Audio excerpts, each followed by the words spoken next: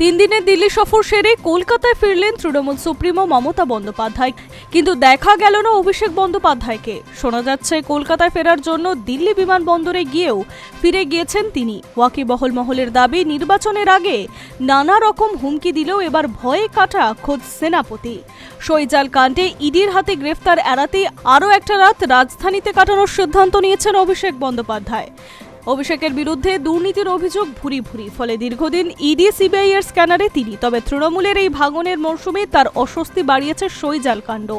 পরপর তিনবার সিআইডির হাজিরা এড়িয়েছেন তিনি। মঙ্গলবার বিকেল 5টায় তৃতীয় সমনের ডেডলাইন ছিল, কিন্তু তার সত্ত্বেও গত শনিবার দিল্লিতে উড়ে যান অভিষেক, কারণ ইন্ডিয়া জোটের বৈঠক ছিল। সেই বৈঠকে যোগ দিয়েছিলেন মমতা বন্দ্যোপাধ্যায়ও। দিল্লিতে তৃণমূল এবং কংগ্রেসের সংযুক্তিকরণ নিয়েও দুই দলের শীর্ষ স্তরে আলোচনা হয় বলেই খবর। আর এই দিল্লিতে থাকাকে হাতিয়ার করে তৃতীয়বার সিআইডির হাজিরা এড়িয়ে যান অভিষেক। এরপরেই তদন্তকারী সংস্থার তরফে যোগাযোগ করা হয় দমদম বিমানবন্দর কর্তৃপক্ষের সঙ্গে। খোঁজ নেওয়া হয় তার গতিবিধির, ফলে কলকাতায় নামলেই তার গ্রেফতারির আশঙ্কা উড়িয়ে দেওয়া যাচ্ছে না। এই পরিস্থিতিতে শৈজাল কাণ্ডে রক্ষা কবচ চেয়ে বুধবার অভিষেকের হয়ে আদালতের দ্বারস্থ হয়েছেন আইনজীবী কল্যাণ বন্দ্যোপাধ্যায়। যদিও জরুরি শুনানি আর্জি খারিজ হয়েছে, তবে বৃহস্পতিবার শুনানি হবে। শোনা যাচ্ছে সেই কারণেই কলকাতায় ফিরলেন না তিনি। বুধবার মমতা বন্দ্যোপাধ্যায়ের সঙ্গে কলকাতায় ফেরার কথা ছিল অভিষেক বন্দ্যোপাধ্যায়ের। দিল্লি বিমানবন্দরে পৌঁছেছেন তিনি। পরবর্তীতে পরিস্থিতির জটিলতা বুঝে সিদ্ধান্ত বদল হবে। একাই কলকাতায় ফেরেন মমতা। মনে করা হচ্ছে বৃহস্পতিবার কলকাতা হাইকোর্টের রক্ষা কবচ দিলে তারপরেই কলকাতায় ফিরবেন যুবরাজ। এখানে প্রশ্ন হলো, যদি হাইকোর্ট রক্ষা কবচ না দেয় সেক্ষেত্রে অভিষেকের পদক্ষেপ কি হবে তা সময় বলবে। উল্লেখ্য, কি এই শৈজাল কাণ্ড?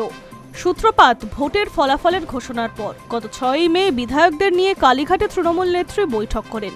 তাতে বিরোধী দলনেতা হিসেবে শোভনদেব চট্টোপাধ্যায়ের নাম প্রস্তাব করা হয়। ওই দিন যারা উপস্থিত ছিলেন তারা সকলে হাত তুলে শোভনদেবকে সমর্থন জানান, কিন্তু বিধানসভায় এই সংক্রান্ত যে প্রস্তাবনা জমা দিতে হয় তা দেয়নি তৃণমূল। এরপর 13 ও 14ই মে বিধানসভার তৃণমূল বিধায়কদের শপথ গ্রহণ হয়। শপথ গ্রহণের পর নিয়ম মেনেই সই করেন বিধায়করা। বিরোধী দল হিসেবে তৃণমূলের কাছ থেকে বিরোধী দলনেতার নাম প্রস্তাব চান বিধানসভার সচিব। তা জমা দিতে 19শে মে ফের কালীঘাটে বৈঠক রাখা হয় বিধায়কদের।